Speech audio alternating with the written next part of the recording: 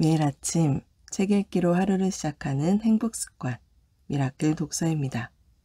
오늘 함께 읽어볼 책은 만약 시간이 존재하지 않는다면, 인간의 시계로부터 벗어난 무한한 시공간으로의 여행, 카를로 로벨리 지음, 김현주 옮김, 이중원 감수, 세멘 파커스에서 펴낸 책입니다.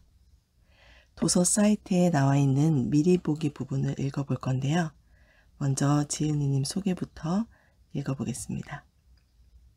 카를로 로벨리, 이탈리아 태생의 세계적인 이론 물리학자, 양자 이론과 중력 이론을 결합한 루프 양자 중력이라는 개념으로 블랙홀을 새롭게 규명한 우주론의 대가로 제2의 스티븐 호킹이라 평가받는다.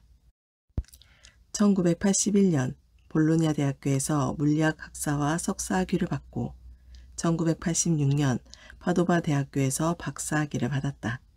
현재 프랑스 엑스마르세유 대학교 이론 물리학 센터 교수이자 프랑스 대학 연구협회 회원으로 활동하고 있다. 지은 책으로는 모든 순간의 물리학, 보이는 세상은 실제가 아니다, 시간은 흐르지 않는다 등이 있다. 2014년 이탈리아에서 모든 순간의 물리학이 출간된 이후 그의 책들은 종합 베스트셀러에 올랐고 영국, 미국, 프랑스, 일본을 비롯한 전 세계에서 번역되어 130만 부 이상의 판매고를 기록했다. 이는 과학책으로 유례없는 기록이다.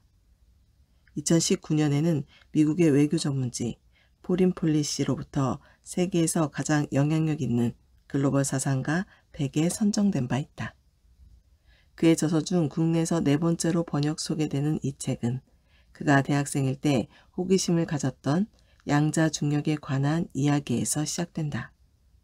20세기 과학혁명의 산물인 양자역학과 일반 상대성 이론은 시공간에 대한 우리의 관념을 근본적으로 바꿔놓았지만 서로 양립하기 어려울 정도로 세계관과 사고방식이 달랐고 이들을 동시에 포괄하는 통합 이론은 불가능해 보였다. 카를로 로벨리는 이 문제 해결을 평생의 업으로 삼고 촉근 이론을 대신할 새로운 루프 양자 중력 이론을 수립하는 데 오랜 시간 공을 들여왔다. 책에는 양자 중력이라는 낯설고 새로운 모험의 길로 안내해준 다양한 학자들과의 만남과 진지한 토론, 그리고 새로운 루프 양자 중력 이론을 만들어가는 산고의 과정들이 솔직하게 서술돼 있다. 이 과정에서 그는 시공간에 관한 본질적인 질문과 시간 없이 우주를 이해할 수 있는 새로운 시각에 대한 물리학의 대답을 찾아간다. 이 세상을 비시간적인 표현을 통해 이해하는 방법을 생각해 보라고, 견고한 기존의 관념을 뒤엎고 다른 방식으로 세계를 바라보라고, 이를 통해 세상의 겉모습과 다를 수 있음을 깨달아 보라고 이야기한다. 차례. 프롤로그 1장 막다른 길 양자 중력 앞에서다. 2장 공간, 입자, 그리고 장. 제3장 루프 이론의 탄생. 제4장 시간과 공간, 인간이 지닌 세계관의 기본 개념. 제5장 블랙홀이라는 이상한 시간 펌프. 제6장 시공간은 존재하지 않는다. 제7장 모든 것의 최종 이론을 향해. 에필로그. 차례는 이렇게 되어 있고요. 프롤로그부터 읽어보도록 하겠습니다. 프롤로그. 나는 내 삶의 많은 부분을 과학 연구에 바쳐왔지만 사실 처음부터 과학에 열정을 가져왔던 것은 아니다. 어린 시절에 나는 과학보다는 이 세상에 사로잡혀 있었다. 나는 이탈리아의 베로나라는 도시에서 태어나 조용한 가정에서 성장했다. 엔지니어로 일하면서 개인 회사를 운영했던 아버지는 탁월한 지식을 지닌 분으로 사려 깊고 신중한 성격이었다. 그리고 어머니는 외동아들을 지극히 사랑하는 전형적인 이탈리아 엄마로 초등학생 시절에 내 탐구 생활을 아낌없이 도와 배움에 대한 나의 욕구를 채워주셨다. 베로나에서 다녔던 고등학교는 매우 고전적인 곳으로 수학보다는 그리스어나 역사 과목을 더 많이 가르치는 학교였다. 문화적으로는 다양한 요건을 갖추고 있었지만 과시적이고 지방색이 짙었다. 게다가 지방 부르주아 계급의 정체성과 특권을 지니는 것을 사명으로 여기는 학교였다. 세계대전 전까지만 해도 수많은 선생님이 파시즘을 주장했고 전후에도 대부분은 속으로 변함없이 파시즘을 따랐다.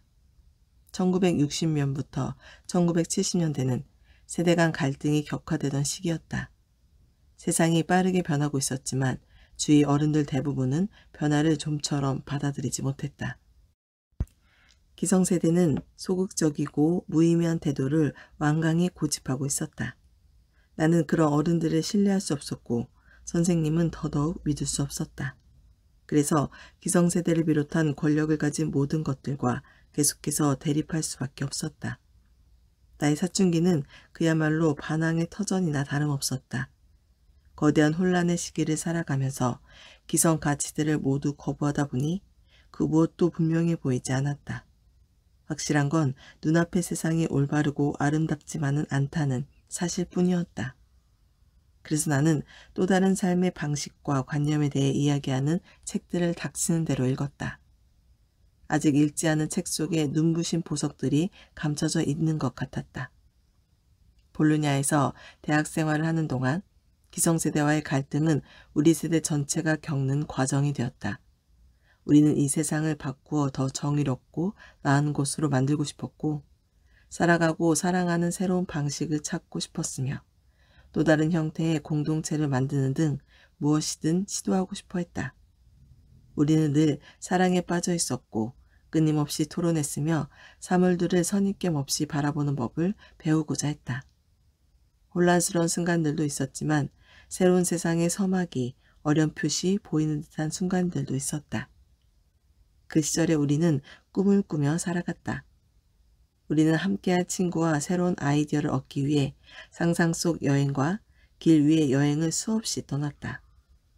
나 역시 20살이 되자 세계 곳곳을 오랫동안 홀로 여행했다. 진리를 찾기 위한 모험을 하기 위해서였다.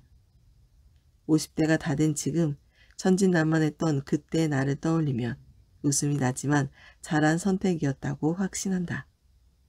게다가 나는 지금도 그때 시작한 그 모험을 어떤 형태로든 이어가고 있다고 생각한다. 결코 쉽지 않은 길이었지만 터무니없는 희망과 끝없는 꿈들은 절대로 나를 떠나지 않았다. 그 희망과 꿈을 따르기 위해서 필요한 것은 오로지 용기뿐이었다. 나는 볼로냐에서 친구들과 최초의 해적 라디오 채널 중 하나인 라디오 앨리스를 만들었다. 우리의 마이크는 전파를 통해 목소리를 내고자 하는 사람들 누구에게나 열려 있었다. 라디오 앨리스는 실험이자 이상향이었다. 곧이어 나는 그중 두 친구와 함께 이탈리아에서 일어났던 1970년대 학생 운동에 대한 책을 썼다. 하지만 혁명에 대한 희망은 순식간에 억압당했고 사회 질서가 다시 우위를 점했다. 세상을 바꾸기란 쉽지 않았다. 이후 대학에서 학업을 이어가면서 나는 예전보다 길을 더 헤매고 있는 듯한 느낌이 들었다. 이 세상의 절반과 함께 나누었던 꿈이 벌써 쇠락하고 있다는 데서 오는 씁쓸한 기분이었다. 앞으로 무슨 일을 하며 어떻게 먹고 살아야 할지 막막했다. 사회적 지위 경쟁에 합류해 경력을 쌓고 돈을 벌어 권력의 단맛을 보는 것. 그건 너무 슬픈 일이었다. 그건 내가 아니었다. 아직 탐험해야 할 세상이 남아있었다. 나는 구름 너머로 끝없이 펼쳐진 지평선을 떠올렸다. 그때 과학 연구가 나에게로 다가왔다. 거기서 나는 자유롭고 무한한 공간을, 이전만큼 놀라운 모험을 발견했다. 그때까지만 해도 나에게 공부는 시험을 통과하고 군복무를 미루기 위한 수단일 뿐이었다. 그러나 이제는 그것에 흥미를 느꼈고 그것에 열중하게 되었다. 물리학과 3학년이 된 나는 새로운 물리학, 즉 양자역학과 일반 상대성 이론으로 대표되는 20세기 물리학과 조우했다. 매력으로 가득한 이 두 이론은 개념적인 혁명을 이끌어 우리의 세계관을 변화시켰고 견고하게만 여겨졌던 기존의 관념들을 뒤엎었다. 양자역학과 일반 상대성 이론을 통해 우리는 이 세상이 겉모습과 다를 수 있다는 것을 깨닫고 다른 시각으로 사물을 보는 법을 배울 수 있었다. 이것은 실로 어마어마한 생각의 여행이었다. 이렇게 해서 나는 결국 성공하지 못한 문학적 혁명에서 계속 이어지는 생각의 혁명으로 단계를 옮겨 빠져들기 시작했다. 과학을 통해 나는 새로운 사고방식을 배울 수 있었다. 과학적 사고방식에는 이 세상을 이해하기 위해 규칙들을 세우지만 이후 그 규칙들은 얼마든지 수정할 수 있다고 본다. 이토록 자유롭게 지식을 추구하는 사고방식이 나에게는 매력적으로 다가왔다. 나는 갈릴레의 친구이자 근대 과학을 이끈 몽상가 중 하나인 페데리코 체시의 말처럼 삶에 대한 자연스러운 욕구와 호기심을 따라 거의 무의식적으로 이론 물리학의 문제들 속으로 빠져들기 시작했다. 결국 내가 이론 물리학에 대해 관심을 가지게 된 것은 의식적인 선택의 결과라기보다는 우연과 호기심이 낳은 결과에 가까웠다. 고등학교 때에도 수학을 잘하긴 했지만 사실은 철학 과목에 더 흥미를 느꼈었다. 대학에서 철학이 아닌 다른 전공을 선택했던 것도 그저 기존의 체계에 대한 나의 불신 때문에 내린 결정일 뿐이었다. 철학적 문제들은 학교 따위에서 논의하기에는 너무 중대한 것들이라고 생각했기 때문이다. 새로운 세상을 만들겠다는 꿈이 현실의 벽에 부딪힌 순간 나는 과학과 사랑에 빠지고 말았다. 무한한 숫자로 이루어진 새로운 세계를 품고 있는 과학은 내가 주위를 둘러싼 것들을 마음껏 탐구하는 자유롭고 눈부신 길을 따라갈 수 있게 해주었다. 나에게 과학이란 변화와 모험에 대한 욕구를 포기하지 않고 자유롭게 생각할 권리를 보장해주는 것이었다. 즉, 내가 나로서 있을 수 있게 해주면서도 동시에 그런 삶이 내 주변 환경과 부딪혀 일어나게 될 갈등을 최소화시켜주는 일종의 타협점이었다. 게다가 과학을 통해 세상이 높이 평가하는 분야에 속하게 되었다. 나는 수많은 지성적, 예술적 업적이 비슷한 상황에서 비롯되었으리라 생각한다. 과학은 잠재적 일하나들을 위한 일종의 피난처가 되어주기 때문이다. 역동적 평형 상태에 있는 우리 사회는 이런 일하나들을 필요로 한다. 한편에서는 권력이 안정적이고 불변하는 사회를 수립하고 기존의 것을 무너뜨릴 모든 무질서함을 배척하지만 다른 한편에서는 변화와 정의에 대한 갈망이 이 사회를 바꾸고 발전시켜 진화하게 하려는 까닭이다. 변화에 대한 욕구가 존재하지 않았다면 인간 문명은 결코 현재의 수준에 이르지 못했을 것이다. 어쩌면 아직도 그저 파라오를 찬양하고 있었을지도 모른다. 나는 각 세대마다 나타나는 젊은이들의 호기심과 변화에 대한 욕구가 사회 발전의 원천이 됐다고 생각한다. 안정적인 사회를 유지하고 역사의 흐름을 가로막으려는 권력층의 곁에는 새로운 영역과 참신한 생각을 추구하는 사람들, 현실을 관찰하고 이해하기 위한 획기적인 방법들을 찾아내는데 몸을 던질 수 있는 꿈꾸는 사람들이 필요하다. 과거에 꿈을 꿨던 사람들이 지금의 사회를 고안하고 형성했다. 우리의 미래를 탄생시킬 수 있는 것 또한 오로지 새로운 꿈뿐이다. 이 책을 통해 호기심과 꿈을 따라 걸어온 나의 여정을 소개해보고자 한다. 내가 만났던 매력적인 친구들과 아이디어들에 대한 이야기가 될 것이다. 제1장 막다른 길, 양자 중력 앞에 서다. 대학교 4학년 때 나는 양자 중력에 대한 영국의 물리학자 크리스 아이샴의 논문 한 편을 읽었다. 현대 물리학의 근간을 이루고 있는 아직 해결되지 않은 중요한 문제가 있는데 그것은 바로 이 세상의 기본 구조이기도 한 시간과 공간이라는 두 개념의 정의와 관련된 문제라고 이 논문은 설명하고 있었다. 나는 논문을 정신없이 탐독했다. 논문의 많은 부분을 이해할 수 없었지만 논문에서 설명하고 있는 문제가 나를 사로잡았다. 그 문제의 핵심은 다음과 같다. 기초 물리학의 비극. 20세기의 과학적 대혁명은 두 가지 중대한 사건으로 이루어져 있다. 하나는 양자역학이고 다른 하나는 아인슈타인의 일반 상대성 이론이다. 양자역학은 미시세계를 훌륭하게 서술해 물질에 대한 우리의 지식을 뿌리째 흔들었고, 일반 상대성 이론은 중력의 힘을 명확히 설명하면서 시간과 공간에 대한 우리의 지식을 근본적으로 바꿔놓았다. 두 이론 모두 실험을 통해 확인되었으며 현대기술 발전의 많은 부분을 가능하게 만들었다.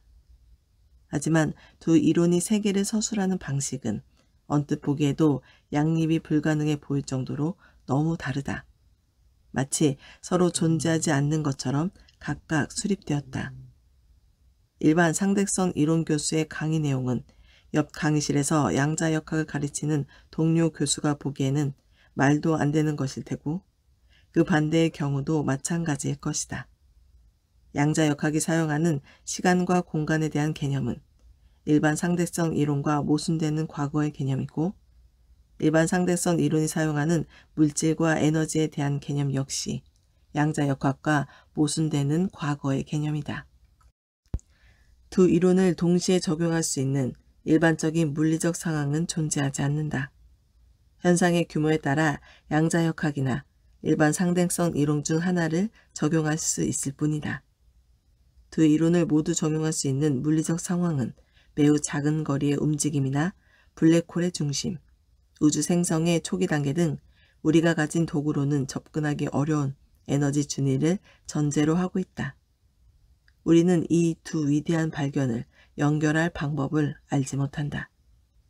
이 세계를 사유할 포괄적 틀을 가지고 있지 않기 때문이다. 서로 갈려 양립하지 못하는 설명들 속에서 우리는 정신분열적인 상황에 빠지고 사실상 공간, 시간, 물질이 무엇인지 더 이상 알 수 없는 지경에 이르게 된다. 오늘날의 기초 물리학은 실로 비극적인 상태에 놓여 있는 것이다. 역사 속에서 이와 유사한 상황들을 찾아볼 수 있다. 뉴턴이 여러 학문을 통일하기 전까지의 상황도 그러했다. 케플러는 행성과 별을 관측해 우주의 물체들이 타원 궤도를 그린다는 사실을 발견했고, 갈릴레이는 땅에 떨어지는 물체들을 연구하면서 이 물체들이 포물선 궤적을 그린다는 사실을 발견했다. 코페르니쿠스는 지구가 우주의 여러 행성 중 하나일 뿐 특별한 존재가 아니라는 것을 깨달았다. 그렇다면 지구에서 유효한 이론과 우주에서 유효한 이론은 왜 각각 다른 것일까? 이후 뉴턴은 지구의 이론과 우주의 이론을 하나의 이론으로 통합하는 데 성공한다. 우주 속 행성이든 땅에 떨어지는 사과든 동일한 방정식을 적용할 수 있게 된 것이다. 이 놀라운 통일은 약 300년 동안 지배적인 위치를 차지했다. 20세기 초까지만 해도 물리학은 시간, 공간, 인과성, 물질 등의 몇 가지 핵심 개념들을 바탕으로 세워진 일관성 있는 법칙들의 집합이었다. 몇 차례 중대한 발전이 있긴 했지만 이 개념들은 제법 안정적으로 유지되었다. 그런데 19세기 말부터 물리학 내부의 긴장이 커지기 시작했다. 그리고 20세기의 첫 분기 동안 양자역학과 일반 상대성 이론이 등장해 기존의 개념적 기반을 산산조각 내버렸다. 결국 뉴턴이 이룬 놀라운 통일은 길을 잃고 말았다. 양자역학과 일반 상대성 이론은 큰 성공을 거두었고 끊임없는 실험을 통해 입증되었다. 그리고 이제는 견고하게 확립된 지식의 일부가 되었다. 두 이론은 전통 물리학이 지닌 개념적 기반을 각각 일반성 있게 바꾸었지만 두 가지 모두를 포괄할 수 있는 개념적 틀은 아직 나오지 않았다. 그 결과 중력이 양자효과를 나타내기 시작하는 매우 작은 영역에서 어떤 일이 일어날지 전혀 예측할 수 없다. 물론 이것은 매우 극단적인 규모이긴 하지만 어쨌든 서술할 수는 있어야 한다. 우리의 세계는 양립 불가능한 두 이론을 모두 따를 수 없기 때문이다. 실제로 이 정도로 작은 규모에서 일어나는 현상은 자연에도 존재한다. 우주 대폭발 때에도 존재했을 것이며 블랙홀 근처에도 존재하고 있다. 이런 현상들을 이해하려면 이 규모에서 어떤 일이 일어날지를 계산할 수 있어야 한다. 따라서 무슨 수를 써서라도 두 이론을 연결해야 하는 것이다. 바로 이 임무가 양자 중력의 핵심 문제이다. 이것은 분명 어려운 문제임이 틀림없다. 하지만 학부 마지막 해에 나는 20대의 젊은 패기로 이 문제를 내 인생을 바칠 도전 과제로 삼기로 결심했다. 시간, 공간 등 기본적인 개념들을 연구할 수 있고 무엇보다 도저히 해결할 수 없는 문제처럼 보인다는 점이 내 마음을 사로잡았던 것이다. 당시 이탈리아에는 이 문제를 연구하는 사람이 거의 없었다. 교수님들도 막다른 길이나 다름없다. 이 자리를 절대 찾을 수 없을 것이다. 다른 주제를 연구해서 튼튼한 연구팀에 들어가라는 등의 조언을 하며 나를 강하게 만류했다. 하지만 신중해야 한다는 어른들의 조언은 청춘의 즐거운 고집을 더욱 굳건하게 해줄 따름이었다. 나는 어렸을 때 이탈리아의 아동문학가인 잔니 로다리의 우화들을 많이 읽었다. 그 중에는 조반니노와 막다른 길에 대한 이야기도 있다. 주인공 조반니노가 살고 있는 마을에는 막다른 길이 하나 있었는데 호기심 많고 고집센 그는 마을 사람들의 만류에도 불구하고 그 길을 가보고 싶어 했다. 조반니노는 결국 길을 떠났고 물론 거기서 성에 사는 공주를 만나 많은 보석을 받게 되었다. 부자가 되어 마을로 돌아온 조반니노를 본 마을 사람들은 앞다투어 그 길로 떠났지만 더 이상 아무도 보석을 찾을 수 없었다. 이 이야기는 항상 내 내리에 박혀 있었다. 나는 막다른 길이라 여겨지는 양자중력이라는 길을 찾아낸 셈이었다. 그리고 그 길에서 난 공주와 수많은 보석들을 찾아냈다. 제2장 공간, 입자, 그리고 장. 양자중력 문제의 기원과 어려움에 대해 이야기해보자. 먼저 역사적으로 변화를 겪은 공간 개념부터 시작해보자. 그 다음으로 어떻게 해서 시간 개념이 더 놀라운 변화를 거치게 됐는지 살펴볼 것이다. 가장 친숙한 세계관의 기반이 되는 공간 개념은 공간을 세상의 거대한 통이라고 보는 방식이다. 이 공간 개념에서는 공간을 일정하고 균일하며 특정한 방향이 없고 유클리드 기하학을 적용할 수 있는 거대한 상자로 보고 그 안에서 세상의 일들이 일어난다고 여긴다. 우리가 알고 있는 모든 물체들은 이 상자 공간 안에서 이동하는 입자들을 통해 형성된다는 것이다. 오늘날까지도 기술 및 공학 분야 전체에서 폭넓게 응용되고 있는 뉴턴의 만류인력이라는 강력한 이론 역시 바로 이 공간 개념 안에서 수립되었다.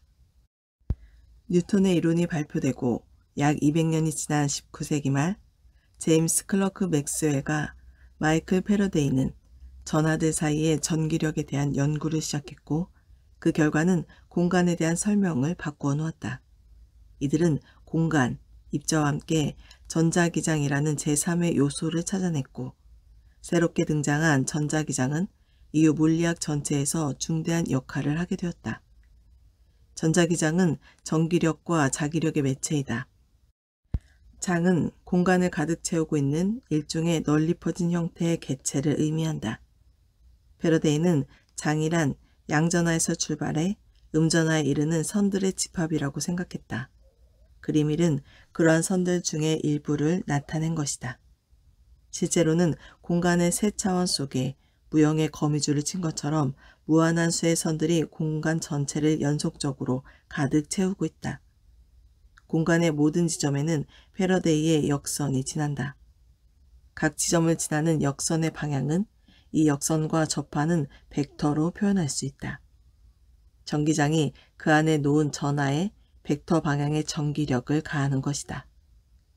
패러데이와 맥스웰의 발견이 위대한 이유는 이 장이 전하와 개별적으로 존재하는 독립적 개체라는 점을 깨달았기 때문이다. 전하가 없어도 패러데이 역선은 여전히 존재한다. 만약 선이 도달할 수 있는 전하가 없다면 이 선들은 원래 위치로 돌아가 공간 내에서 고리 형태의 패곡선을 그리게 된다. 이러한 선은 그림 2와 같이 나타나게 된다. 공간 속 한 지점에 적용되는 전기력의 방향은 해당 점의 접선 벡터를 따른다. 전자기장은 전하에 의해 생겨나는 것이 아니다. 전자기장은 항상 존재하는 독립적인 개체이며 때때로 전하의 존재에 따라 변화할 수는 있지만 전하에서 나오는 것은 아니다. 전자기장이 존재하기 위해 전하가 필요하진 않다. 이러한 패러데이의 직관은 수학 공식으로 옮겨 그 결과를 도출해낸 사람이 바로 맥스웰이다. 맥스웰은 방정식을 통해 패러데이가 상상했던 전자기장, 즉 패러데이의 역선들을 설명해냈다. 천재 실험자이자 위대한 몽상가였던 패러데이에게는 수학적 기술이 전무했기 때문이다. 패러데이의 역선의 형태는 맥스웰 방정식의 지배를 받는다. 각 선들은 고정되어 있지도 않고 임의적이지도 않지만 맥스웰 방정식에 따라 인접한 다른 선이나 움직이는 전하의 이동에 따라 변형된다. 전하가 존재하면 역선의 고리는 열리고 전자기장이 그림 1과 같은 형태로 형성된다. 전자기장은 패러데이의 역선으로 이루어져 있으며 마치 선으로 이루어진 바닷물처럼 움직임이 점차 퍼져나간다. 전자기장의 변형이 한 점에서 다른 점으로 일정하게 퍼져나갈 때 두 점 사이에 전자기파가 이동한다고 알려져 있다. 전기력 벡터의 방향과 크기는 규칙적으로 진동하게 되며 이 진동의 속도와 진폭은 해당 전자기파의 특성, 곧 파장과 강도를 정의하게 된다.